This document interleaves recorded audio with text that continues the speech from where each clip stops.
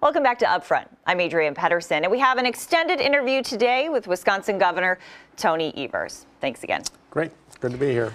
We need to talk about the Wisconsin Supreme Court race. Yes. As you know, conservative-backed Judge Brian Hagedorn won. Close race there. Your race was close for governor. You won by about 30,000 votes. Right. No landslides lately. What do you think this means for Wisconsin? Well, I think it's reflective of Wisconsin.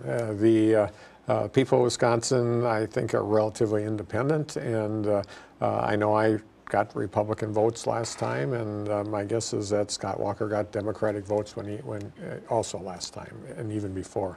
So I think it's reflective of the state, which is good. I think having spirited debates and helps us create good policy. Mm-hmm. Representative Nygren called the election a reset of the budget, said the vote was a reaction to oversteps on your part. I find that ridiculous, that comment ridiculous. So is he saying that when Rebecca Dallett won a couple of years ago, that was a reflection on him and Scott Walker? I think it was a reflection on Rebecca Dallett and her ability to convince the people of Wisconsin to vote for her. So the idea that somehow this translates to me and I just discount that. That's a ridiculous statement. It's kind of funny too.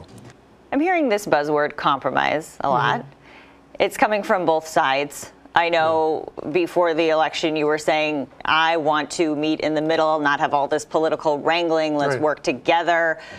Do you think you're doing that? I think we're getting there, absolutely. You know, at the end of the day, the huffing and puffing will end, and we'll have a budget, and will it look exactly like the budget I proposed? Probably not. Will it look like a budget that the Republicans are proposing? Unlikely, because I have a veto pen. So we'll get there, but in order to get there, we need to make sure that everybody has been heard. That's frankly why I'm doing these listening sessions, to make sure that outside of that that echo chamber that we all live in the political world, that there are actually people out there that care about this, and so that's what we're going to continue to do. You say you have a veto pen. How often do you plan to use it? As often as I find necessary to protect the people of Wisconsin from bad legislation. I think it's tough for people when you have the extraordinary session, then you have lawsuits against what was decided then you have this back and forth, 15 people who are somewhere in the middle.